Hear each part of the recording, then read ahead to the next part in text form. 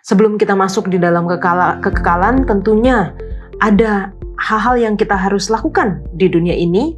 Kalau kita kembali ke dalam kisah penciptaan, Allah menciptakan segala sesuatu yang baik. Dan tentu kita adalah hal yang baik untuk mau kembali ke tempat yang baik itu.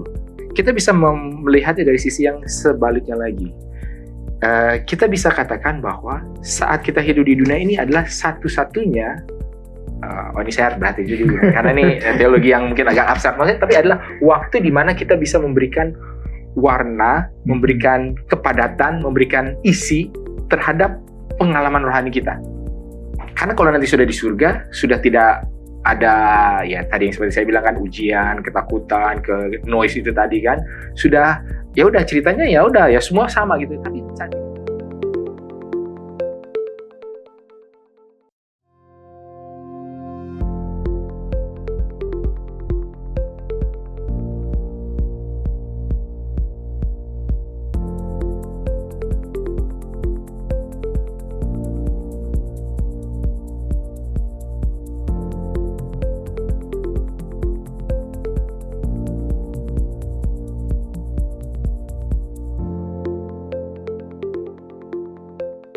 Selamat datang di Diskusi Sekolah Sahabat, diskusi pembelajaran Alkitab yang mendalam untuk menguatkan iman kepercayaan kita kepada Tuhan.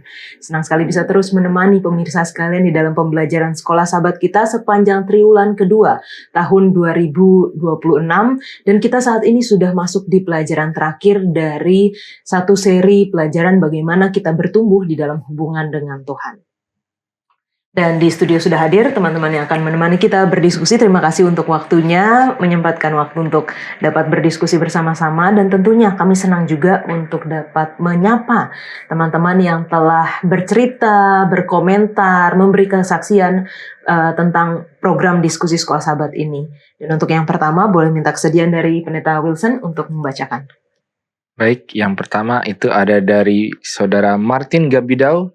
Shalom. Amin, puji Tuhan, Tuhan sudah sediakan sebuah hukum sebagai alat terbaik, bekerja demi kesejahteraan hidup kita umatnya, sementara berada di dunia berdosa. Berikutnya dari Nancy, puji Tuhan, diskusi yang berkesinambungan dan sangat baik dibahas dan diuraikan oleh para panelis. Tuhan Yesus memberkati, greetings dari Jemaat Thousand Oaks, California, Amerika Serikat. Lalu yang terakhir dari akun Yes Indonesia. Terima kasih, tim hebat Sekolah Sahabat Hope Channel. Tuhan Yesus dimuliakan, jemaat diberkati.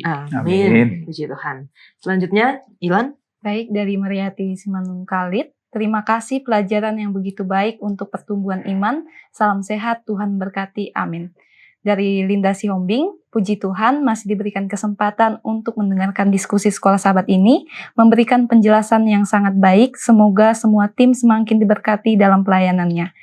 Epret VI. Amin, puji Tuhan, terima kasih untuk penjelasan yang sangat jelas. Salam dari Jemaat Duta Shalom Remboken, Minahasa. Amin, puji Tuhan. Bang Glenn. Pertama dari Eva Pelopesi. Puji Tuhan, terima kasih atas pembahasan Sekolah Sahabat yang sudah disampaikan dengan sangat baik. Semoga iman percaya kita semakin dikuatkan dengan pertobatan yang sungguh-sungguh.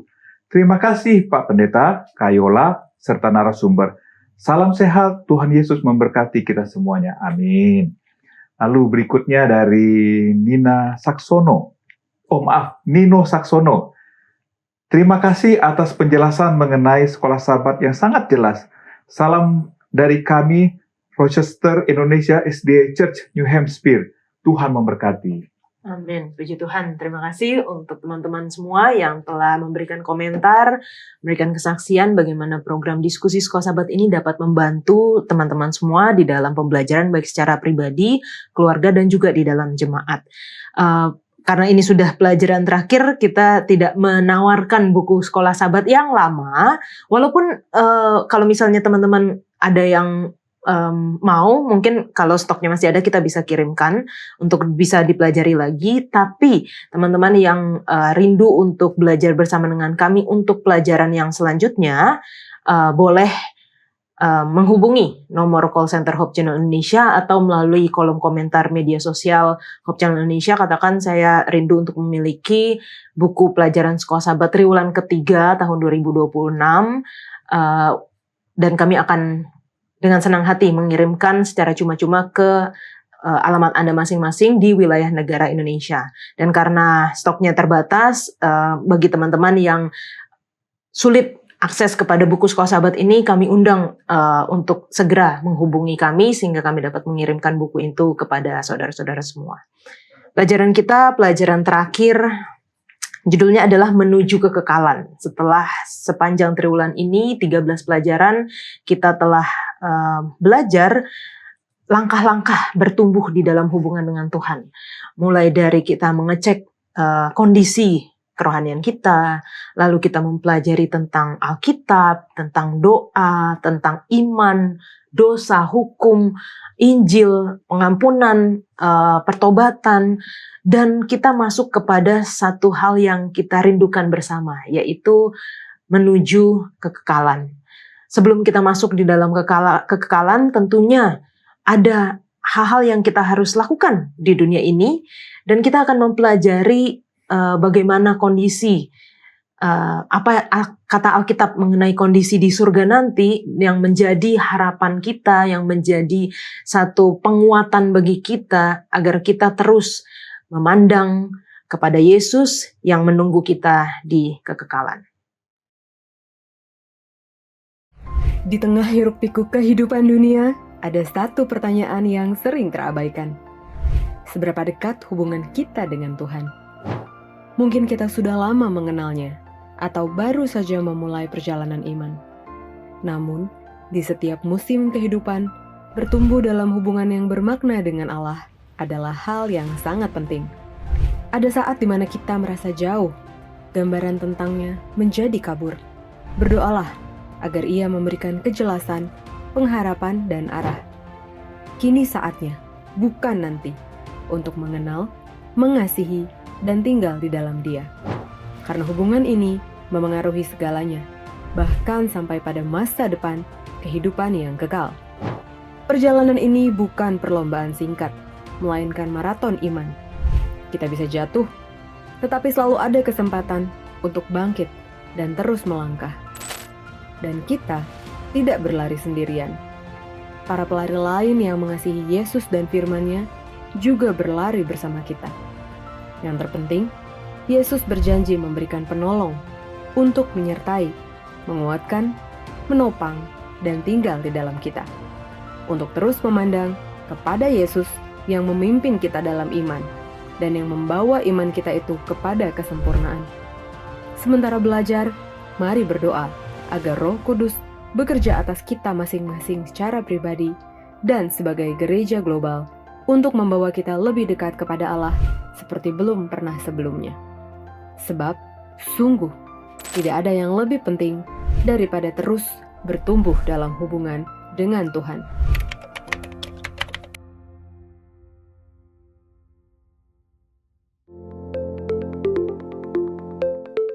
Pelajaran ke-13 dengan judul Menuju Kekekalan. Ayat hafalannya terdapat di dalam 1 Yohanes 3 ayat 2. Saudara-saudaraku yang kekasih, sekarang kita adalah anak-anak Allah, tetapi belum nyata bagaimana keadaan kita kelak.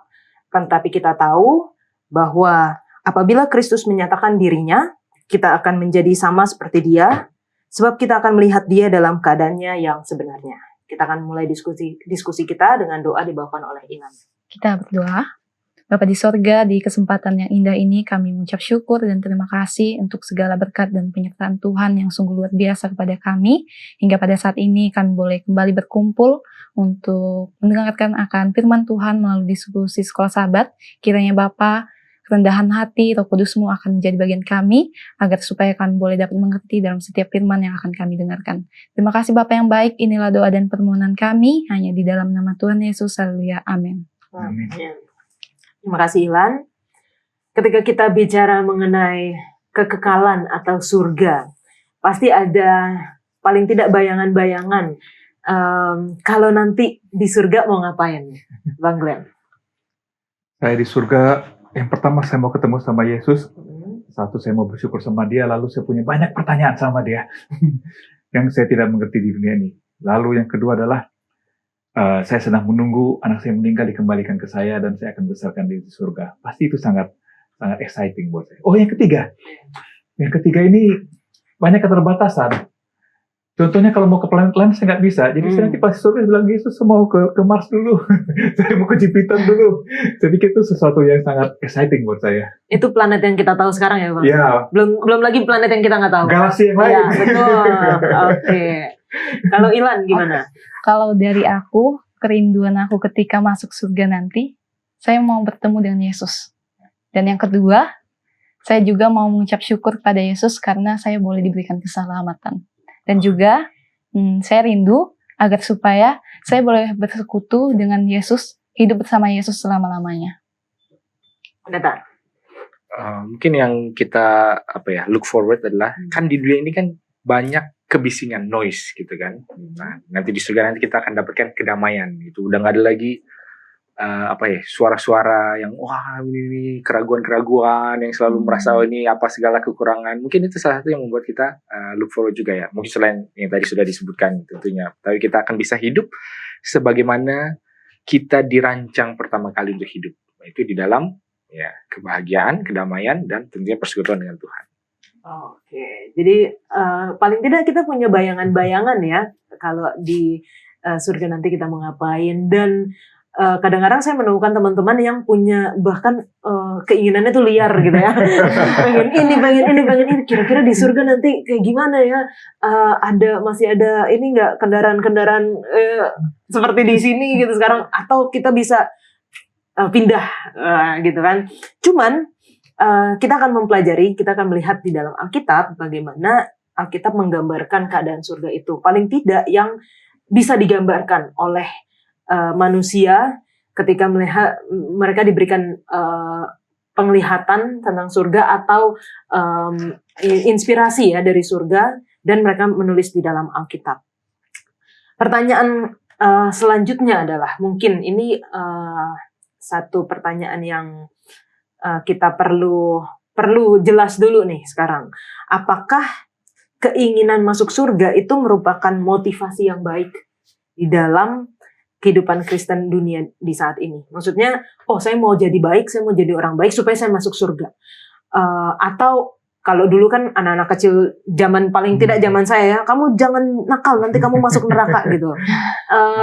Apakah itu merupakan motivasi yang baik gitu dalam membangun hubungan dengan Tuhan? Dan kalau misalnya iya, kenapa? Kalau dari aku, harapan untuk masuk surga itu adalah salah satu motivasi bagi aku. Karena kenapa? Melalui ada harapan ini mengingatkan saya bahwa kehidupan di dunia ini hanyalah sementara. Dan juga melalui harapan ini juga menolong saya agar tetap setia kepada Tuhan. Melalui pencobaan bahkan penderitaan yang saya alami di dunia ini. Dan juga ini juga bisa membuat saya lebih semangat lagi untuk mengabarkan Injil kebenaran kepada orang-orang sehingga kita juga boleh melihat bahwa banyak orang-orang yang dapat diselamatkan dan dapat di dalam kehidupan yang kekal. Iya dan tidak. Iya dan tidak. Iya memang itu mendorong kita untuk fokus, untuk tahu apa yang mau kita lakukan. Dan Alkitab sendiri dalam Ibrani 13 ayat 14 bicara tentang kota yang akan datang, lalu Filipi 1 ayat 23 bicara keinginan pergi dan diam bersama-sama dengan Kristus. Jadi Alkitab sendiri memang menganjurkan kita memikirkan untuk masuk surga. Tetapi bicara tidak adalah karena akhirnya orang ke surga karena nggak mau masuk neraka. Jadi mereka menghindari hal-hal yang buruk. Akhirnya mereka mau surganya, mereka tidak mau Yesusnya. Dan itu menjadi menurut saya pribadi adalah menjadi masalah yang besar. Jadi sama seperti contohnya sama seperti menikah. Menikah itu kan nggak bahasa sehari-hari kita ujuk-ujuk bahasanya tiba-tiba ke pelaminan kan enggak, itu kan ada proses yang panjang. Mereka kedua orang ini saling mengenal, saling senang, saling akhirnya bagaimana kalau kita membuat ikatan itu menjadi lebih semi lagi melalui pernikahan. Jadi bagi saya pribadi surga itu adalah manifestasi hubungan saya dengan Yesus di sini. Jadi kalau di sini saya nggak asik sama Yesus, bagaimana saya bisa asik sama Yesus di surga dari kekal ke kekal? Jadi iya, dengan catatan bahwa kita tidak menghindari neraka, tapi karena memang kita mengasihi Yesus dan ingin hidup bersama-sama dengan Yesus. Ya kalau dibilang apakah itu motivasi yang baik? ya pasti yang baik lah. Itu motivasi yang baik. Kita mau ke surga karena memang pasti ada hal-hal yang baik di surga. Dan kalau kita kembali ke dalam kisah penciptaan, Allah menciptakan segala sesuatu yang baik. Dan tentu kita adalah hal yang baik untuk mau kembali ke tempat yang baik itu. Nah, mungkin pertanyaannya adalah apakah itu motivasi yang terbaik? Bisa juga dibilang yang terbaik, tapi perlu dijelaskan lebih lanjut. Karena kalau kita misalkan, oke lah, anggaplah motivasi kita itu yang lain. Kita mau bertemu dengan Tuhan. Tapi Tuhan itu Tuhan yang seperti apa? Ya kan? Kita tidak bisa punya sesuatu hanya karena definisi. Oh, karena dia adalah Tuhan, maka saya menyembah dia. Ya bisa, itu ya Tuhan dari semua agama kan. Apakah dia Tuhan yang baik kah, kejam kah, jahat kah, ketat kah, strict kah, apa segala macam. Ya karena dia Tuhan ya terpaksa kita harus sembah, gitu kan. Tapi di dalam teologi kekristenan, Tuhan itu bukan hanya sebuah definisi. Ada definisinya, tapi Tuhan Allah itu adalah kasih. Dan di dalam kasih itu tentunya kan ada sebuah hubungan. Dan di dalam hubungan tentu ada sebuah perkembangan, pertumbuhan. Sama seperti orang tua dengan anaknya. Apakah anak serta-merta langsung mengasihi orang tuanya? Ya atau tidak? Jawabannya adalah iya. Kenapa? Karena orang tuanya, mamanya yang kasih susu. Mamanya yang kasih makan. Pasti dia mengasihi. Kenapa? Kenapa dia mendekat ke mamanya? Karena di mamanya ada kehangatan, karena di mamanya ada makanan, karena di mamanya dia bisa dibersihkan kalau dia kotor. Tapi apakah itu motivasi yang terbaik? Pada saat itu adalah yang terbaik. Tapi kan seiring dengan dia bertumbuh, berkembang, ya tentu dia mengasihi mamanya. Ya mungkin selain karena memang mamanya ini memberikan hal-hal ini, tapi mungkin ada sebuah hubungan, ada timbal balik, ada kedewasaan di dalam kita berhubungan dengan orang tersebut. Nah, sama juga dengan kepada Tuhan. Dan kalau kita lihat di dalam Alkitab, kita paling tidak di dalam kisah pelayanan Yesus di dunia ini, dia selalu datang memberikan sesuatu terlebih dahulu. Ya kan? Dikasih makan. Contohnya mungkin yang paling sering diulang atau paling nggak saya sering ulangi adalah di dalam Yohanes 6, ketika Yesus memberi makan 5.000 orang. Ya kan? Ya diajar, dikasih makan, habis itu mereka datang lagi besoknya. Karena apa? Oh, saya dapat makanan nih, saya mau. Jadi motivasi mereka adalah ketika pertama kali dapat makanan. Dan memang Yesus memberi makan supaya apa? Mereka datang. Tapi setelah itu tidak dibiarkan motivasinya hanya untuk cari makan. Lalu dia akulah roti surga, kamu harus makan. Habis itu mereka berkata, apa ini susah sekali, apa segala. Barulah ada sebuah filter, ada sebuah keputusan harus dibuat. Apakah tetap mau ikut atau tidak. Dan memang ini adalah sebuah hal yang penting. Apalagi kita bicara soal surga ya. Di dalam Yohanes 17 ayat 3 dikatakan bahwa, dan inilah hidup yang kekal itu. Bahwa apa? Kamu mengenal satu-satunya Allah yang benar, dan juga Yesus yang diutus. Dan memang inilah. Jadi ketika kita memang bisa maju ke dalam tahap-tahap berikutnya, itulah dimana surga itu menjadi sesuatu yang baik, tetapi bukan lagi hanya karena hal-hal yang baik itu, tetapi bagaimana kita boleh punya sebuah pengenalan dengan Allah yang ada di surga dan yang menciptakan kita. Mungkin seperti itu. Oke. Dan mungkin ini juga kenapa ditaruh pelajaran terakhir ya, karena kita kan belajar bertumbuh dalam hubungan gitu. Jadi ini bukan satu goalnya, tetapi ya memang karena manifestasi tadi kata Bang Glenn, setelah kita bertumbuh di dalam hubungan kita dengan Tuhan, ya pada akhirnya kita akan menerima atau menuju kepada kekekalan itu. Oke. Tentunya kita sudah dengar amaran tentang waktunya sudah dekat, kerajaan surga sudah dekat, lalu kesudahan segala sesuatu dan akhir zaman. Bahkan itu ditulis dari zaman rasul-rasul. Sudah ditulis seperti itu. Tapi banyak juga yang meragukan seperti, oh udah ada dari zaman kakek nenek saya seperti itu, bahkan sebelumnya juga seperti itu, tapi kok Yesus belum juga datang. Nah, bagaimana kita menanggapi keraguan bahwa Yesus masih lama nih datangnya, bahwa kita masih bisa menikmati kehidupan kita? Oke, kalau dari aku memang kita tahu sendiri bahwa amaran akhir zaman ini sudah ada sejak pada zaman rasul-rasul. Jadi ini mengingatkan kita kembali bahwa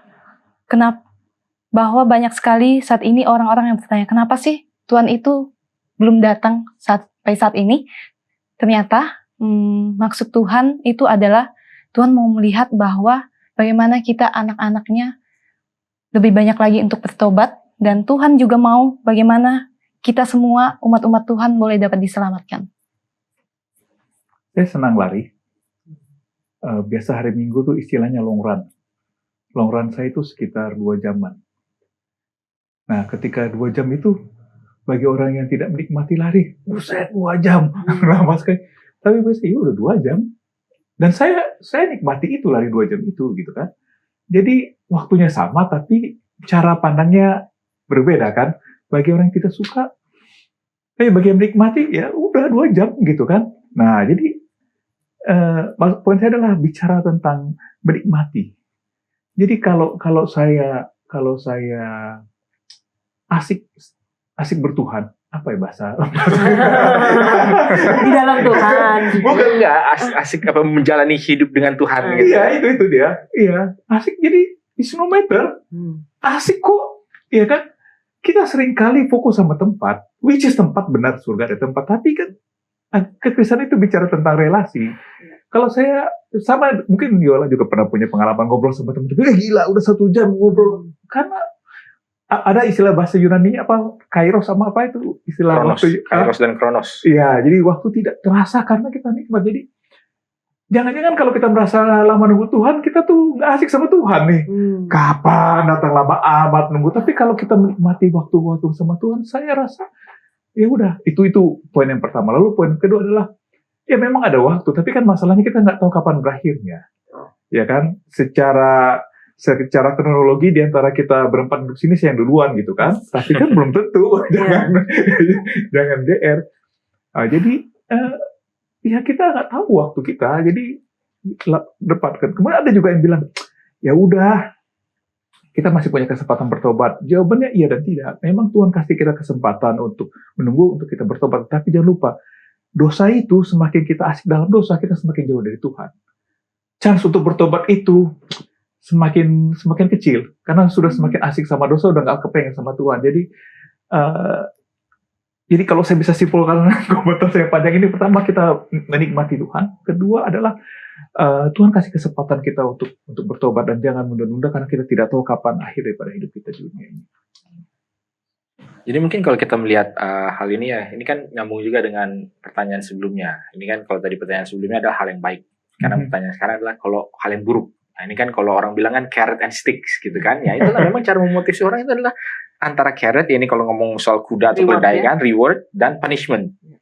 Jadi tidak salah untuk mengatakan bahwa ada punishment, bahwa ada suatu masalah, bahwa ada suatu kepelikan yang menuntut sebuah tindakan, sebuah perubahan.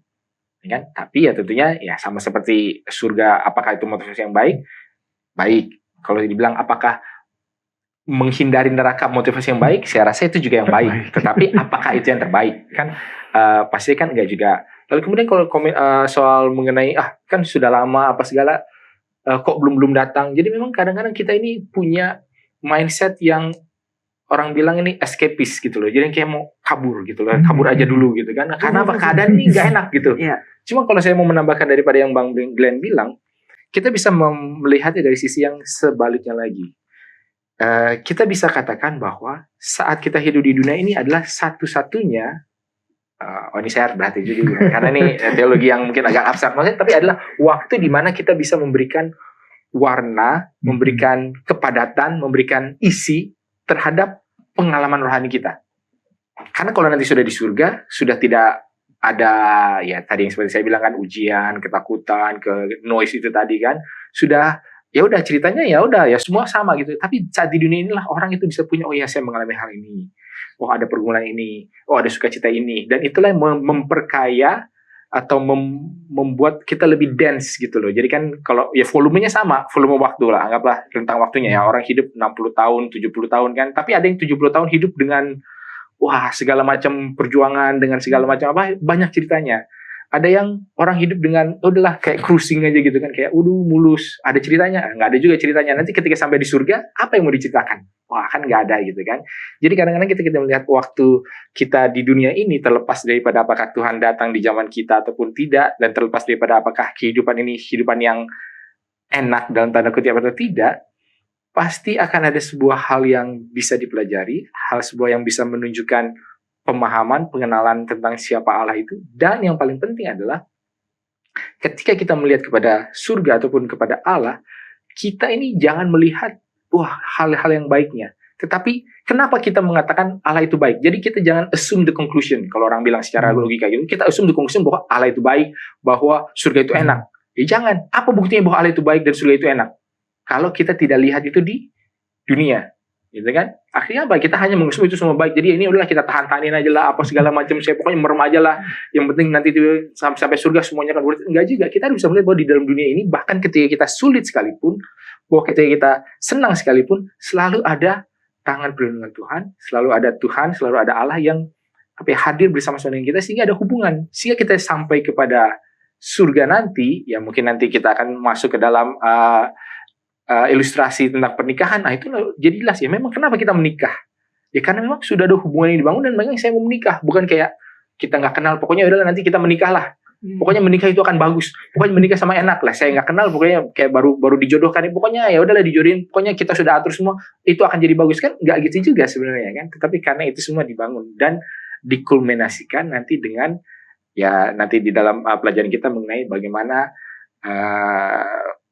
Tuhan datang, Yesus datang sebagai mempelai pria, dan kemudian ya ini ada dualisme nih, mempelai wanitanya apakah jemaat ataupun Yerusalem, tapi itu nantilah. Tapi ya itulah yang menjadi kulminasi daripada oh ya ini loh penantian, ini loh akhir daripada proses yang sementara dilalui. Jadi jangan pengen langsung oh, udahlah yang penting kita sampai di akhirnya aja lah, kok belum nyampe-nyampe gitu ya kan. Jadi ada satu pemikiran, jadi perjalanan itu hanya sebaik tujuannya dan hanya seburuk teman seperjalanannya. Nah, kita harus tanya nih, kalau perjalanan kita kayaknya pengen cepat berakhir, yang seperti tadi Bang Len bilang ya, berarti teman seperjalanan kita ini sebenarnya kita pengen cepat-cepat nyampe supaya kita nggak sama dia gitu loh. Tapi kan kalau teman seperjalanannya asik, ya udahlah jalanin aja toh. Gitu. Oke. Dan di dalam 2 Petrus 3 ayat 9 ya, Tuhan tidak lalai menepati janjinya, sekalipun ada orang yang menganggapnya sebagai kelalaian, tetapi Ia sabar terhadap kamu, karena Ia menghendaki supaya jangan ada yang binasa, melainkan supaya semua orang berbalik dan bertobat. Jadi satu kesempatan, jangan dilihat sebagai wah kok lama banget, kok belum datang-datang, tapi itu menjadi satu kesempatan, kesabaran Tuhan sepanjang itu kepada kita manusia. Mungkin ada satu lagi yang kita harus bahas sebelum kita masuk ke selanjutnya, yaitu di dalam Mazmur 80. Di pelajaran kita hari Minggu, langsung saja ke pendeta, apa yang bisa kita pelajari dari pasal ini? Jadi kalau di dalam Mazmur 80 kan kita melihat banyak kerinduan tentang bagaimana Allah boleh memulihkan kita, bagaimana Allah boleh menyinari wajahnya, ini seperti ironic blessing gitu kan, Tuhan menghadapkan wajahnya kepada engkau, Tuhan berikan engkau kasih karunia dan segalanya. Ini adalah tentang doa dari sebuah bangsa yang merasa ditinggalkan, dilupakan, seperti seolah-olah ditelantarkan. Jadi ada sebuah kerinduan supaya ada sebuah pemulihan akan sebuah hubungan, dan biasanya kebangunan kerohanian ini itu dimulai dengan sebuah kesadaran akan kebutuhan kita, ya kan? Dan ketika kita sadar apa yang kita butuhkan, maka kita tahu solusinya, atau paling tidak dari sisi kita ini maunya seperti apa. Dan di dalam Mazmur 80 ini ya memang menggambarkan hal seperti itu, dan yang tentunya berujung ya seperti pembahasan kita yang kita baru saja lakukan, mengenai surga itu seperti apa. Lalu ketika itu sudah dipulihkan, keadaan yang seperti apa yang kita dapatkan, hubungan yang seperti apa, Allah yang seperti apa, yang tadi yang kita katakan sudah menyinarkan wajahnya kepada kita, Allah yang bagaimana. Dan di dalam Mazmur 80 inilah ya membawa kita ke dalam satu paling tidak sebuah alur yang menceritakan hal itu. Nah, mungkin kira-kira secara pendeknya begitu, walaupun ya tentunya ada hal-hal lain di dalam satu pasal ini. Oke, terima kasih pendeta. Jangan kemana-mana teman-teman, kita lanjutkan setelah yang satu ini.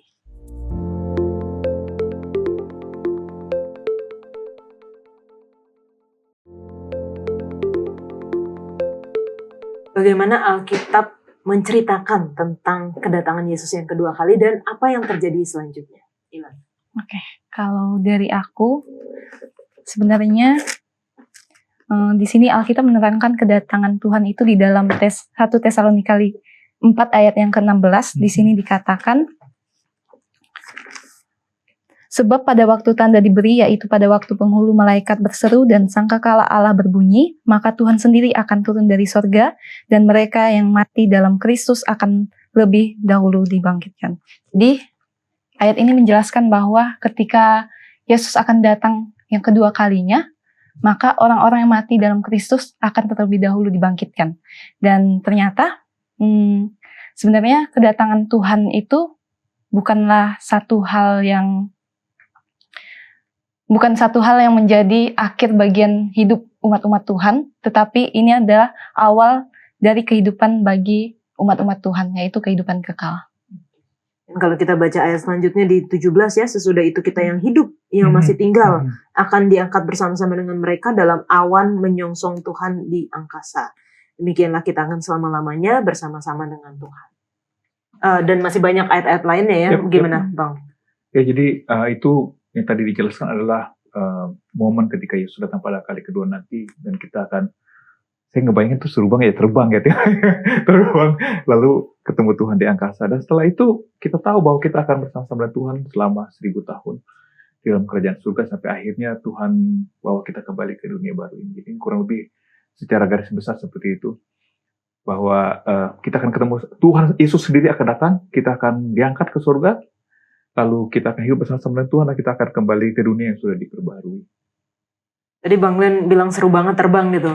Kalau aku kan suka naik gunung, dan aku suka banget kalau lihat lautan awan gitu ya. Wow, naik awan tuh seru banget kayaknya. Pendeta? Ya kalau kita lihat memang kan ya, ini kalau lihat urutan ya, Wahyu mengatakan bahwa akan ada awan, lalu kemudian awan itu akan semakin besar. Lalu kemudian kita melihat tentang bagaimana tadi ada suara penghulu malaikat, lalu kemudian anak manusia datang dengan ribuan malaikat, setiap mata akan melihat dia, lalu sangkakala berbunyi, mereka hidup, mereka yang mati dibangkitkan, baru kita hidup, yang hidup akan sama-sama terangkat. Jadi kira-kira inilah yang terjadi di saat ketika kedatangan Yesus yang kedua kali. Paling tidak ini menurut penggambaran Alkitabnya. Lalu kalau secara realnya ini kan kita bisa bilang apakah ini metafora, apakah ini ilustrasi atau gambaran, ya mungkin sulit untuk kita pastikan ya. Bisa aja tiba-tiba ada, ya nggak tahu lah, kalau dalam bayangan kita umat modern sekarang kan apakah ada kapal spaceship gitu kan, banyak menyebut, kita nggak tahu lah ya. Tapi paling nggak itu bahwa ada sebuah penyambutan. Jadi memang akan ada sesuatu yang tidak bisa disangkal bahwa ada sesuatu yang luar biasa terjadi. Belum lagi kalau bicara tentang kejadian-kejadian yang menuju ke sana, kan ada gempa bumi lah, segala. Kalau di dalam Wahyu kan dikatakan segala macam malapetaka dan yang lain-lain. Tetapi paling tidak menunjukkan bahwa memang ada sesuatu yang akan terjadi, dan semua orang akan tidak bisa tidak untuk mengakui. Kalau di dalam Filipi 2 ayat 10-11 itu kan dikatakan bahwa setiap lutut akan bertelut, semua lidah mengaku. Ini udah nggak bisa lagi disangkal bahwa inilah yang terjadi. Nah sekarang pertanyaannya bagi kita adalah mau nggak mau itu akan terjadi. Semua orang akan mengaku bahwa Tuhan itu ada, tapi kesananya itu lewat mana? Apakah karena memang keputusan pribadi di awal atau keterpaksaan? Nah, ini mungkin sesuatu yang perlu kita cermati bersama, apalagi tidak secara pribadi. Oke. Dan kita melihat juga ya, di dalam Alkitab selain gambaran-gambaran yang kita bisa dapatkan tentang kedatangan Yesus ataupun tentang surga, kita melihat juga bahwa ada analogi pernikahan tadi seperti yang disampaikan, dan mempelai perempuan.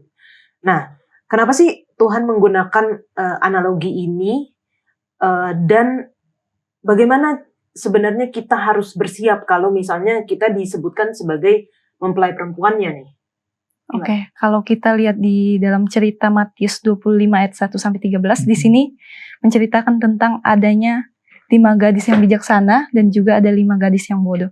Jadi di antara 5 gadis yang bijaksana ini, mereka mempersiapkan pelita dan juga minyak, sedangkan 5 gadis yang bodoh ini, mereka hanya menyediakan pelita, tidak menyediakan minyak. Jadi Tuhan juga mau mengingatkan kita kembali bahwa ketika kita mau menyambut Tuhan, kedatangan Tuhan, kita harus mempersiapkan dengan secara matang. Dan di sini Tuhan mau ingatkan bahwa ketika 5 gadis yang bodoh ini, mereka mau minjam minyak, ternyata iman itu sebenarnya tidak bisa kita pinjam dari orang lain. Dan minyak dan pelita ini melambangkan bahwa ini adalah Roh Kudus Tuhan, begitu. Kenapa Tuhan hubungkan kedatangan Tuhan dengan pernikahan, karena dunia ini hubungan yang paling intim adalah hubungan pernikahan. Jadi Tuhan ingin mempunyai hubungan yang intim dengan kita. Nanti Pendeta Wilson bisa perbaiki. Itu ada satu kata yang selalu berulang Tuhan katakan dalam bahasa Ibrani-nya, itu yada. Jadi yada itu mengenal, tapi bukan hanya sekedar tahu, tapi itulah hubungan yang intim. Jadi sebenarnya Allah ingin punya hubungan yang intim dengan kita, dan hubungan intim itu nggak bisa mendadak gitu kan.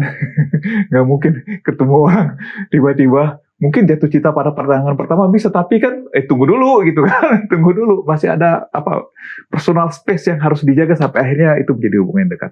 Kemudian yang kedua adalah pernikahan itu bicara tentang perjanjian. Ya, saya ingat banget ketika saya menikah itu, saya lagi berpikir, am I really serious about this one? Karena kan perjanjian pernikahan itu kan dalam tanda kutip itu kan mengerikan, setia, senang dalam susah, sehat atau sakit dan seterusnya. Jadi kalau bahasa perumpama itu bisa bilang beli kucing dalam karung, karena kita janji itu sesuatu yang kita tidak tahu akan terjadi seperti apa, tapi kita janji apapun yang terjadi kita akan tetap setia, dan kita punya Tuhan yang berjanji setia sama kita, apapun yang terjadi dalam kehidupan kita, Tuhan setia. Kemudian pernikahan itu sekarang ini dan normalnya adalah itu saat yang sukacita, ya kan. Jadi bertemu dengan Tuhan adalah sesuatu yang sangat menyenangkan dan penuh sukacita. Kalau kita lihat foto-foto pernikahan, hampir semua tersenyum, semua berbahagia, walaupun ada juga yang aneh-aneh karena kita tinggal di dunia ini.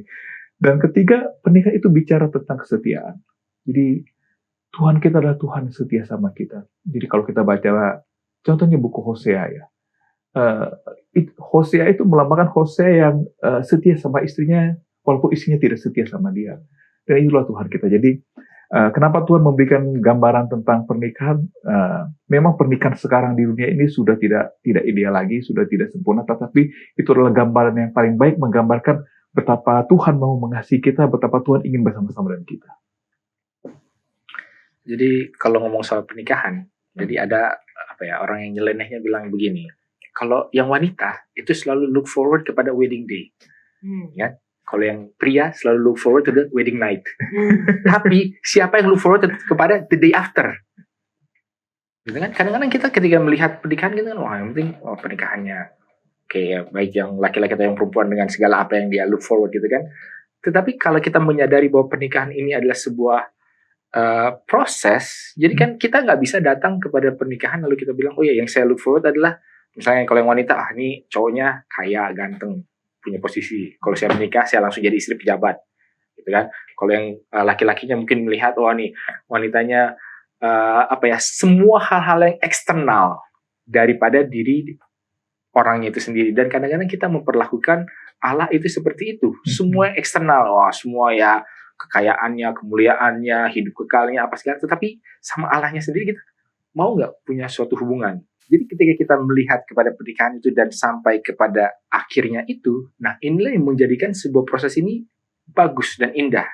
Karena itu menyatakan bukan hanya kepada diri kita, kepada Allah, tapi kepada semua yang melihat bahwa ini adalah suatu hubungan yang memang ada dasarnya dan juga adil, dalam arti bukan berarti Allah memilih yang ini tapi tidak memilih yang lain. Dan pada saat yang sama juga bukan dari kitanya, kita memilih Allah yang ini tapi nggak mau Allah yang lain, enggak. Tapi akan bisa dilihat bahwa memang ini semua adalah sebuah yang didasarkan pada karakter Allah itu sendiri dan juga pilihan manusia. Dan kedua hal ini harus, kalau bagi saya, bukannya mereka seimbang, ini tetap asimetris ya. Allah dengan manusia tetap asimetris, tetapi semua punya peran dan bagiannya. Dan inilah yang akan ditunjukkan ketika masuk ke dalam sebuah hubungan pernikahan. Dan ini juga yang akan harapannya tentunya akan ada happily ever after-nya gitu ya. Mungkin seperti itu. Dan analogi pernikahan atau mempelai wanita ini kalau kita bayangkan paling tidak untuk pernikahan ideal ya, Bang ya.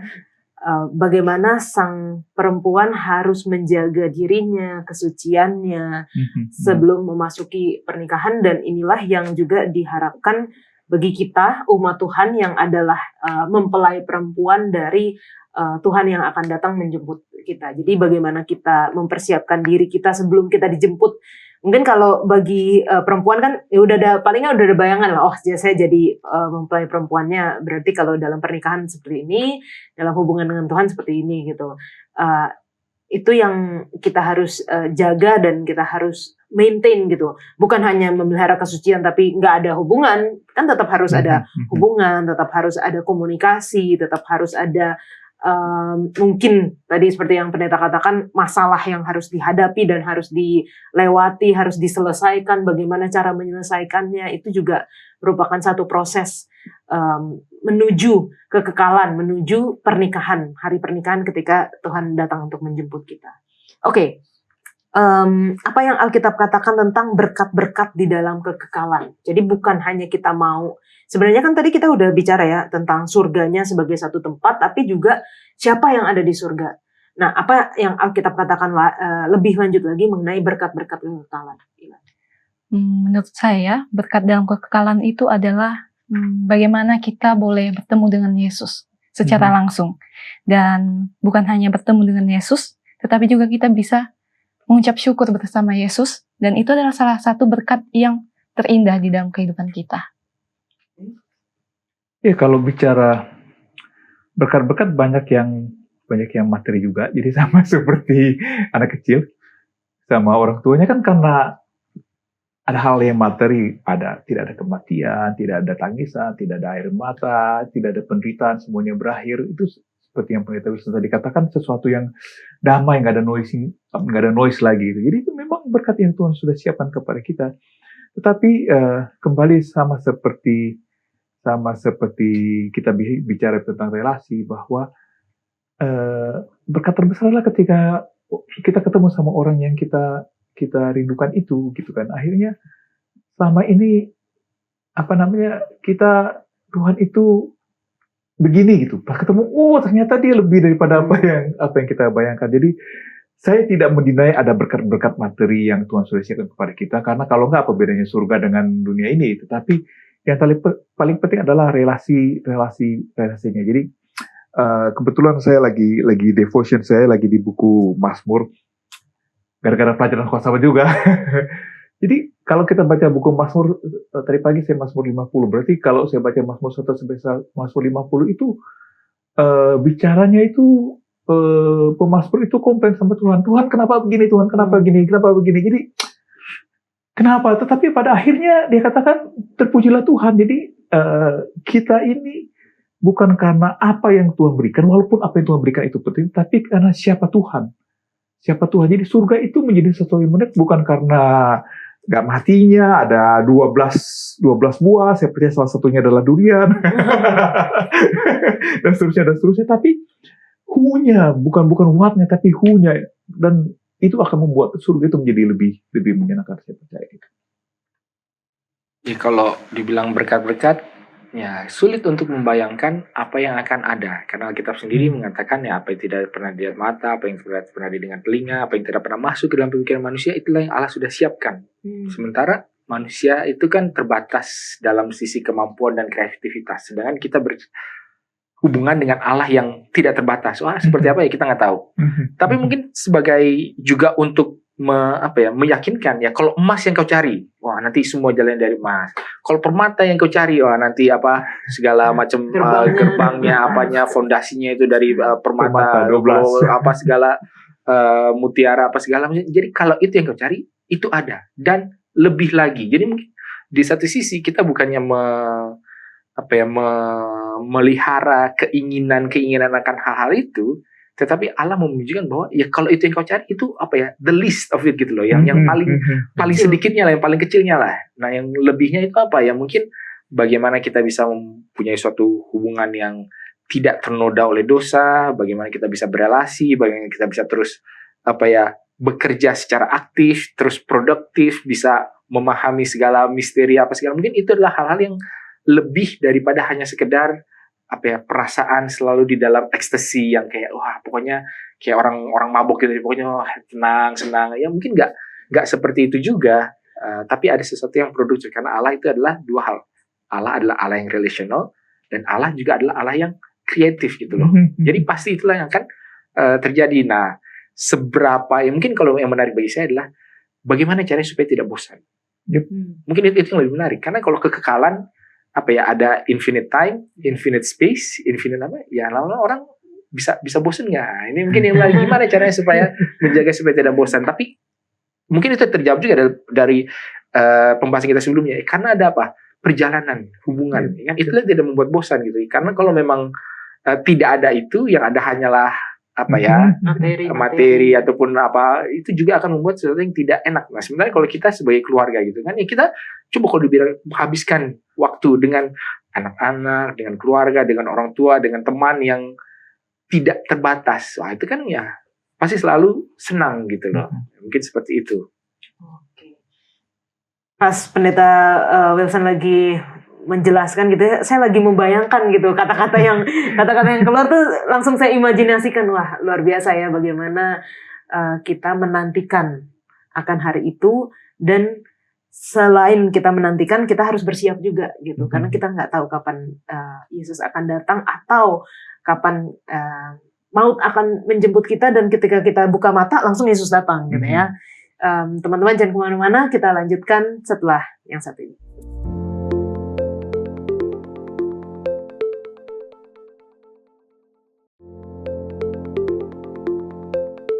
Melihat atau bertemu langsung muka dengan Yesus merupakan satu berkat kekekalan yang terbesar, terindah, termulia yang kita bisa bayangkan dan inginkan ketika nanti kita berada dalam kerajaan surga. Tapi bukan hanya ketika nanti kita di surga, gimana caranya kita bisa merasakan kasih dan kerinduan yang begitu besar kepada Yesus sementara kita masih di dunia ini. Kalau dari aku, bagaimana cara aku dapat merasakan kasih Tuhan selama di dunia ini? Dengan cara saya harus lebih banyak lagi membaca firman Tuhan. Karena ketika aku lebih banyak untuk membaca firman Tuhan, bisa jadi ini boleh membantu aku untuk bisa melihat bagaimana kasih Tuhan itu di dalam kehidupan aku. Saya seperti saya bilang tadi, nikmati Tuhan. Dan kalau kita baca Alkitab itu sangat menyenangkan bahwa kembali ke Mazmur. Oke, komplain sama Tuhan, ya kan? Protes sama Tuhan itu hal yang oke. Yang nggak oke itu adalah meninggalkan Tuhan. Jadi hubungan kita dengan Tuhan itu adalah hubungan yang sangat dinamis, sangat menyenangkan, karena kita bisa tertawa dengan Tuhan, bisa komplain sama Tuhan, bisa marah sama Tuhan, oke aja marah sama Tuhan, dan Tuhan jawab. Jadi apa yang kita nikmati sekarang ini, akhirnya itu akan lebih seru lagi gitu kan, akan lebih seru lagi. Jadi ya sama seperti kebetulan anak-anak saya itu jauh-jauh dari saya. Kebetulan satu yang di Papua datang gitu kan, selama ini jarang telepon, jarang ngomong, tiba-tiba datang ke rumah ngobrol. Itu hal yang menyenangkan, karena banyak hal yang kayaknya ngomong dikit-dikit sekarang dipuaskan. Tetapi bayangkan kita ketemu sama orang yang tidak kita kenal, lalu tiba-tiba so asik gitu kan. Tunggu dulu gitu kan, tunggu dulu. Jadi surga itu sampai hari ini saya percaya surga itu akan menyenangkan kalau kita asik sama Tuhan di dunia ini, dan itu akan menjadi cerita yang melanjutkan apa yang tidak terpuaskan di dunia ini dalam kerajaan surga. Bang, kalau misalnya Abang kan saat ini sudah di dalam proses menikmati Tuhan, atau kalau misalnya tadi Abang ceritanya sudah menikmati long run, tapi pas awal-awal kan sulit juga tuh. Iya betul. Nah, gimana pas awal-awal, misalnya ada teman-teman yang masih di awal-awal nih, yang belum, mungkin baru mau memulai menikmati Tuhan, gimana caranya? Jadi, oke, bagaimana saya bisa menikmati nasi Padang? Saya makan gitu kan. Jadi bagaimana caranya saya menikmati Tuhan? Ya, saya ngobrol sama Tuhan. Awal-awal mungkin saya harus bikin waktu. Pokoknya saya punya waktu nih, baca firman Tuhan, renungkan firman Tuhan. Tapi kan lama-lama kan, karena asik, aturan itu, aturan itu tetap ada, tapi kan perspektifnya sudah berbeda. Jadi seperti saya bilang, saya menikmati lari. Apakah saya pasti bangun pagi? Yes, saya mau lari hari ini. Enggak. Kadang-kadang saya harus ke lapangan dan malas-malas di lapangan, sampai pinggir lapangan juga. Aduh, 2 menit lagi deh gitu kan. Ya kayaknya harus jalan. Jadi harus dilakukan. Pertama-tama memang kayak harus bikin schedule segala waktu, tapi dengan seiring waktu itu akan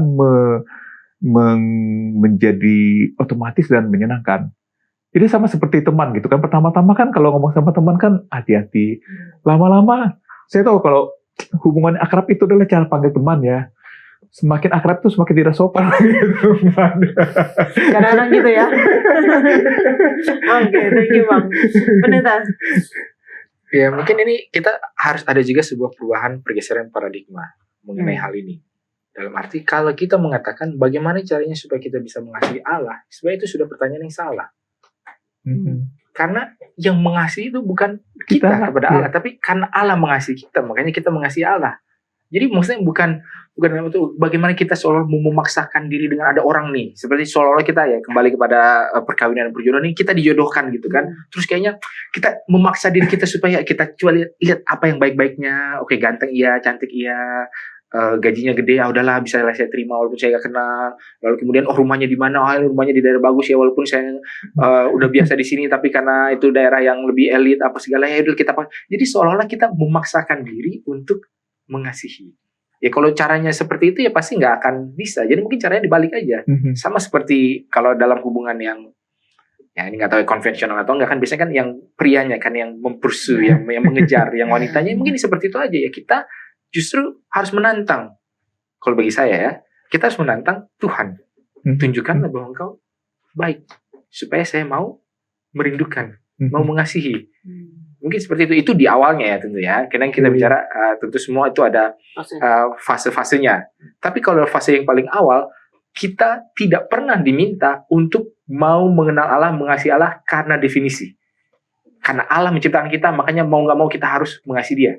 Nggak pernah. Tapi kan karena Allah terlebih dahulu mengasihi kita, makanya kita mau mengasihi Allah. Jadi itu satu hal yang kalau bagi saya ketika kita ngomongin hal itu membuat rasa untuk memaksa diri itu lebih tidak ada. Sekarang kita lebih kepada ya udah Tuhan tunjukkan ya, Kau sudah mengatakan di dalam firman Tuhan begini-begini, kecaplah dan lihatlah bahwa Allah itu baik. Serahkanlah segala kekuatan kepadamu karena Ia yang akan memelihara engkau. Ya tunjukkanlah itu supaya itu nyata, paling tidak di awal. Tetapi kita juga harus jujur pada diri kita sendiri. Kita ini sekarang ada di fase mana? Kalau fase itu sudah ada dan sudah dilewati, ya memang kita harus dewasa juga. Ya akan ada fase di mana yang kita harus ya bertahan. Misalnya jadi nggak bisa lagi Tuhan. Ya seperti anak kecil kan. Kalau anak kecil setiap kali jatuh diangkat, kali jatuh diangkat. Tapi kalau saya punya anak udah umur 4 tahun, masih kadang-kadang masih mau seperti bayi gitu kan. Minta diangkat, minta digendong. Ya itu masih nggak apa-apa lah. Saya ada anak lagi udah 6 tahun. Ya udah beda lagi. Tapi kalau anak pertama saya yang sudah 8 tahun masih seperti itu, kan aneh juga gitu loh. Artinya tidak ada perkembangan di dalam hubungan ini ya. Itu mungkin ada satu hal yang harus di riset ulang kah apa segala. Tetapi apapun itu, kalau bagi saya adalah penting untuk tetap memberikan inisiatif itu kepada Allah. Dan kita memang hanya merespons. Gitu.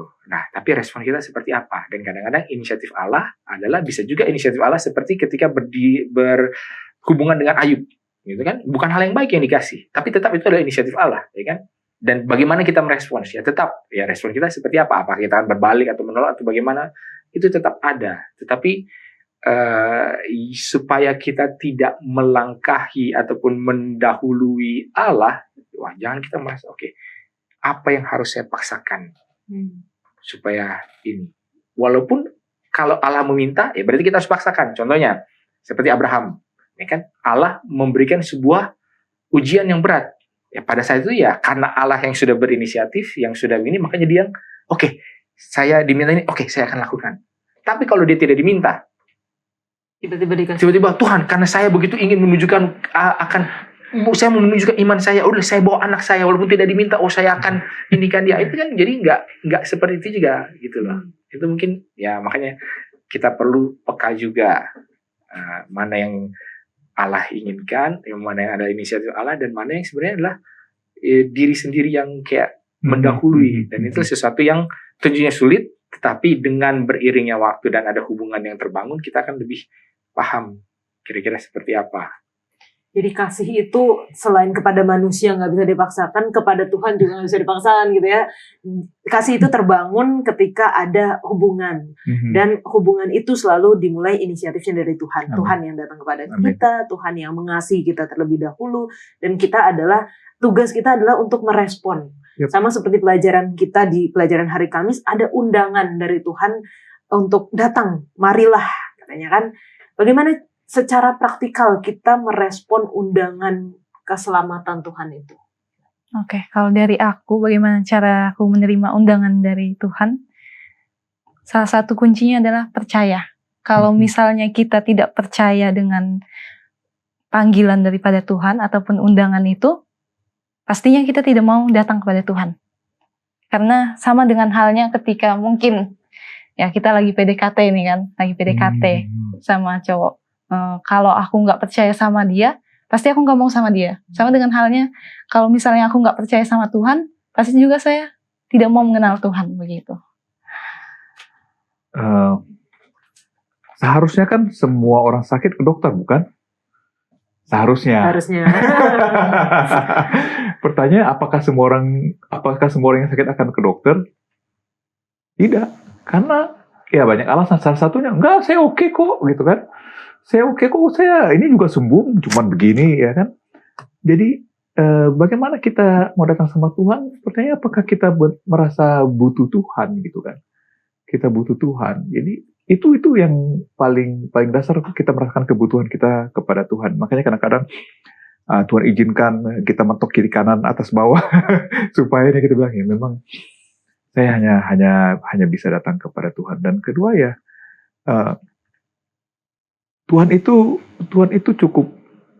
sangat baik, seperti kita tahu dalam Yohanes 3:16, karena begitu besar kasih Allah akan dunia ini. Jadi karena Tuhan baik ya, akhirnya saya merespon, kayaknya nggak bisa lagi saya tolak kebaikan Tuhan itu, karena Tuhan itu terlalu baik kepada saya. Jadi kalau saya bisa simpulkan dua hal, yang pertama adalah bahwa saya tahu bahwa saya membutuhkan Tuhan, kemudian yang kedua adalah mengakui, bersyukur untuk semua berkat-berkat Tuhan. Dan kita tahu juga bahwa kita harus tetap bertahan di dalam iman ya. Yep. Artinya kita nggak bisa bilang, oh ya saya mau menuju kekekalan, saya mau masuk surga, saya membangun hubungan dengan Tuhan, tetapi kita nggak menjaga iman kita tetap kepada Tuhan. Bagaimana caranya ini, pendeta, supaya kita tetap bertahan sampai akhir gitu? Jangan kita udah setengah jalan, udah 3/4 jalan, udah 7/8, jatuh sebelum Yesus datang.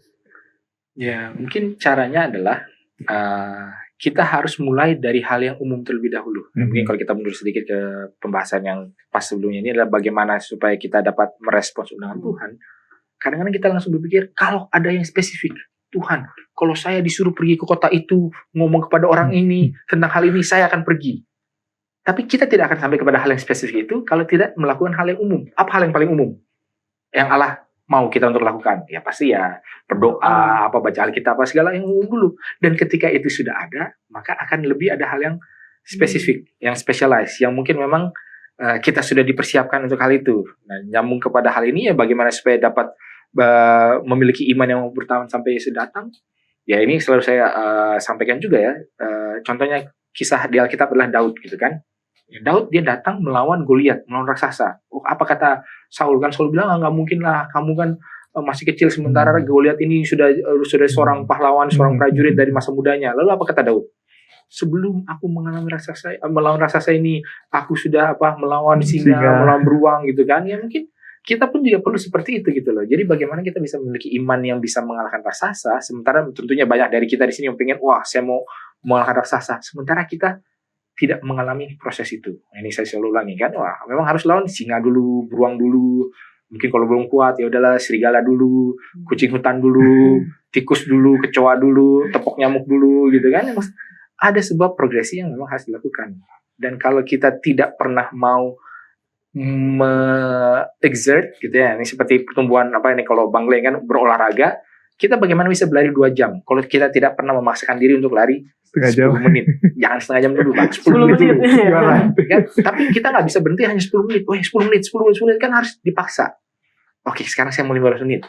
Ya, susah-susah lama-lama biasa. Sama juga pertemuan otot gitu kan. Oh, kalau saya misalkan push up. Ini cerita dulu beberapa bulan lalu kan saya mulai lebih aktif olahraga. Dulu langsung ketika hari pertama push up 12 kali. Wah, 3 hari. Kayaknya nggak hilang-hilang ngilu-ngilunya kan.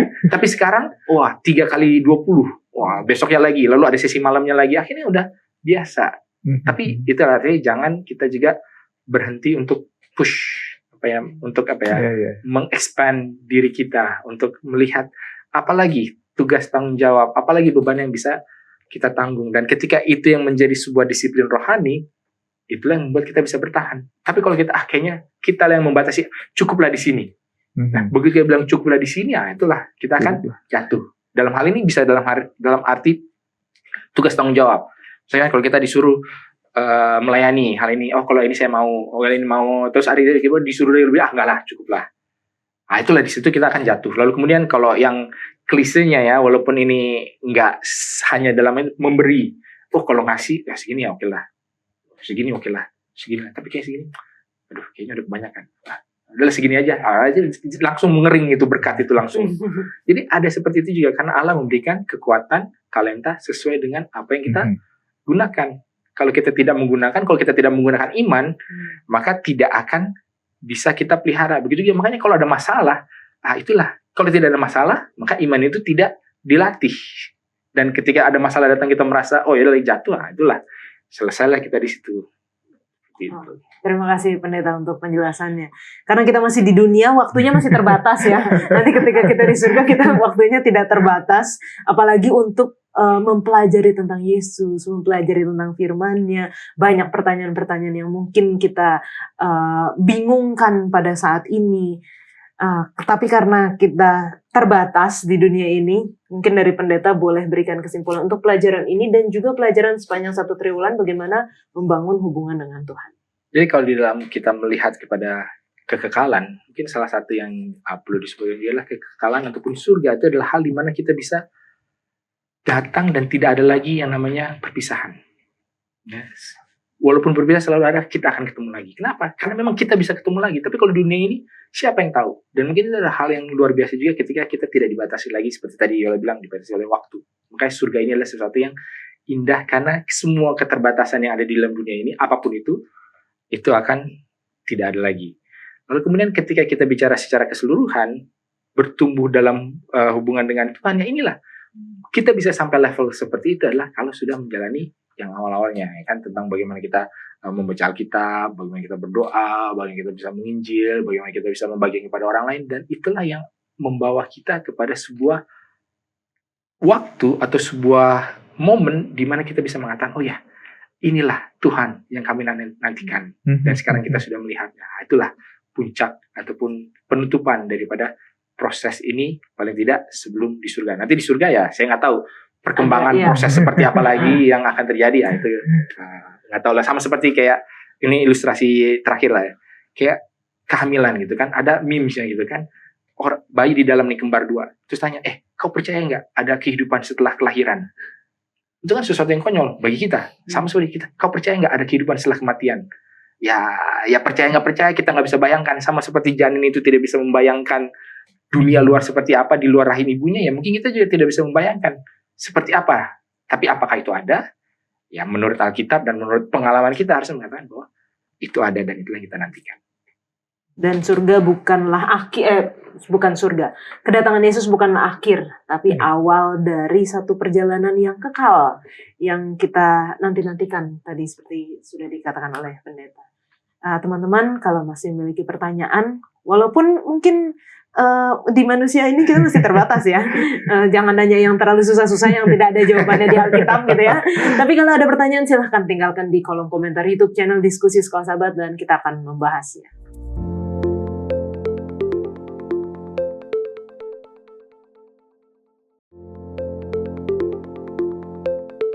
Saat ini kita masuk dalam sesi tanya jawab bersama dengan Pendeta Gute Maedi. Shalom Pendeta. Shalom Yola, shalom pemirsa. Terima kasih Pendeta mau menyempatkan waktu untuk dapat menjawab pertanyaan dari teman-teman yang telah menuliskan di kolom komentar YouTube channel Diskusi Sekolah Sahabat.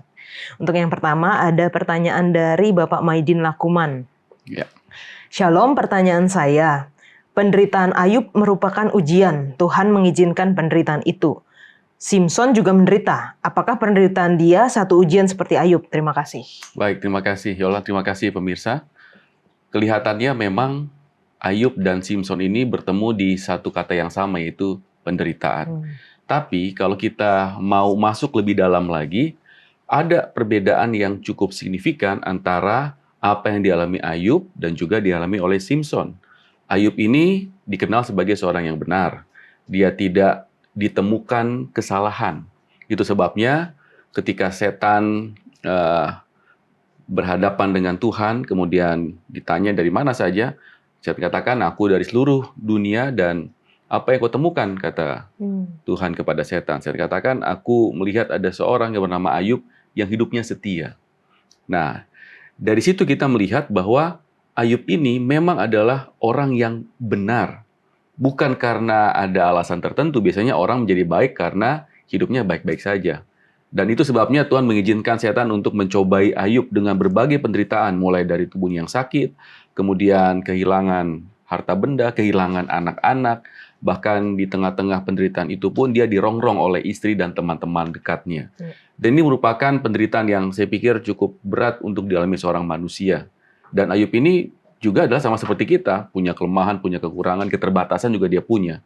Tapi dia memilih untuk tetap setia dalam penderitaannya. Nah, berbeda dengan Simson ya. Simson ini tidak tercatat sebagai seorang yang benar seperti Ayub. Hanya Simson dicatat sebagai seorang yang diasingkan sejak lahir.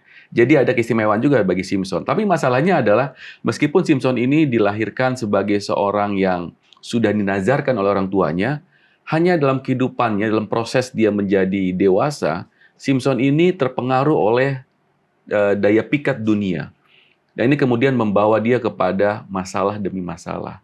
Sampai akhirnya dia harus mengalami penderitaan.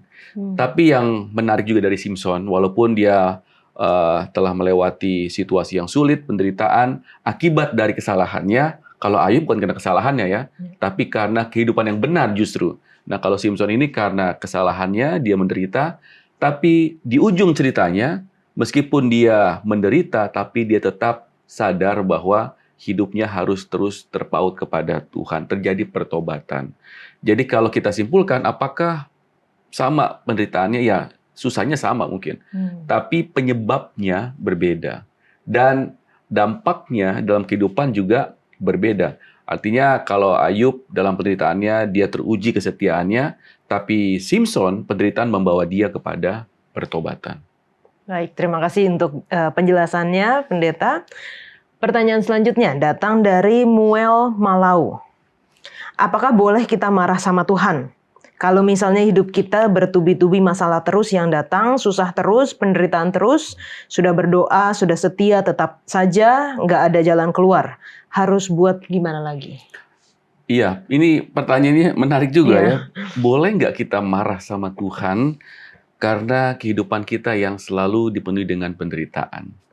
Saya mau katakan begini, sebenarnya Tuhan itu menerima kita apa adanya. Bukan hanya ketika kita hidup dalam keadaan yang baik-baik. Ketika kita susah, ketika kita sedih, ketika kita kecewa, Tuhan menyambut kita dengan tangan yang sangat terbuka. Nah, masalahnya kitanya ini. Bagaimana sikap kita ketika datang kepada Tuhan? Atau apa yang sedang kita rasakan ketika kita datang kepada Tuhan? Apakah kita sedang mengalami kekecewaan, mengalami kesedihan, mengalami keputusasaan, sedang dalam rasa marah karena seseorang mungkin menyakiti, atau kekecewaan karena situasi yang membuat kehidupan kita semakin sulit. Tuhan menerima kita apa adanya, tapi bagaimana sikap kita datang kepada Tuhan itu yang menjadi pertanyaan. Ada pengalaman-pengalaman dalam Alkitab, misalnya kalau kita melihat Daud ya dalam Mazmur 13 ayat 2. Yola boleh bantu baca? Mazmur 13 ayat yang ke-2 dikatakan, Berapa lama lagi Tuhan kau lupakan aku terus-menerus? Berapa lama lagi kau sembunyikan wajahmu terhadap aku? Kira-kira kalau kita baca doa Raja Daud ini, situasi seperti apa yang dialami saat itu? Apakah dia sedang keadaan yang baik-baik? Atau dia sedang bersukacita? Tentu enggak ya. Kelihatannya dia sedang mengalami satu pergumulan yang berat. Dan dia merasa seakan-akan dia berjalan sendiri dan Tuhan tidak memperhatikan dia. Sehingga doa itu diawali dengan berapa lama lagi Tuhan. Sepertinya ada kekecewaan di situ.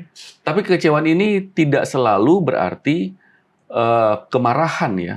Dan Tuhan tidak pernah menolak kata-kata pertanyaan seperti Daud ini disampaikan dalam doa-doa yang kita layangkan kepada dia. Kemudian kalau kita juga lihat dalam Mazmur 13 ayat yang ke-6. Tadi ayat kedua, sekarang kita masuk ke ayat ke-6. Tetapi aku, kepada kasih setiamu aku percaya. Hatiku bersorak-sorak karena penyelamatanmu. Aku mau menyanyi untuk Tuhan karena ia telah berbuat baik kepadaku. Nah ini yang menarik. Datang dengan pertanyaan yang dilatar belakangi kekecewaan, pergumulan, tapi kemudian dia lanjutkan dengan pengakuan. Bahwa pada akhirnya, apa kata Raja Daud tadi? Di dalam ayat yang ke-6, tetapi aku kepada kasih setiamu aku percaya. Jadi kalau pertanyaannya tadi, apakah kita boleh marah kepada Tuhan karena hidup menderita? Lebih tepatnya bukan marah, tapi datang dengan apa yang sedang kita rasakan. Tentu ketika kita menghadap kepada Tuhan dalam doa kita, secara khusus doa pribadi, kita juga perlu memiliki konsep yang benar, bahwa kita sedang tidak berbicara kepada orang yang lebih rendah dari kita, lebih muda, karena biasanya kita cenderung untuk kurang memberikan penghargaan kepada yang levelnya lebih di bawah kita. Atau kita juga bukan sekedar menempatkan Tuhan itu sebagai seorang yang lebih tua dari kita. Tetapi kita harus menempatkan Tuhan itu sebagai Allah yang kudus, yang maha kuasa, pencipta, dan begitu agung. Artinya meskipun kita dalam kecewaan, dalam kemarahan, dalam kesedihan, dalam kepedihan, tetap kita harus datang dengan penuh rasa hormat. Kata-kata kita bisa bermacam-macam. Kita sampaikan keluhan kita sampaikan kekecewaan kita sampaikan kesedihan kita, tapi tetap dalam sikap yang hormat dan tetap menjadikan Tuhan itu sebagai pencipta yang maha kuasa. Dan saya pikir ini yang kita perlu lakukan.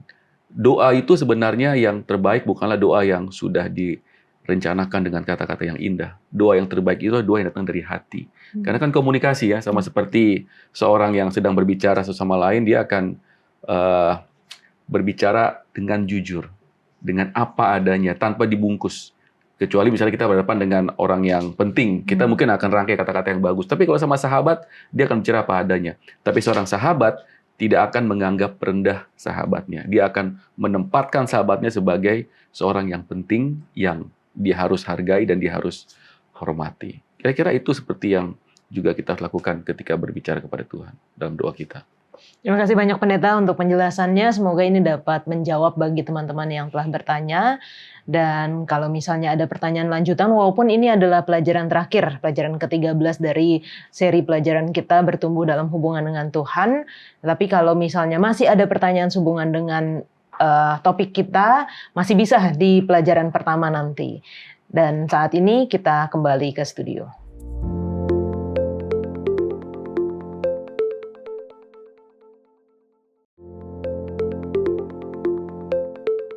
Kita akan menutup diskusi kita dengan doa.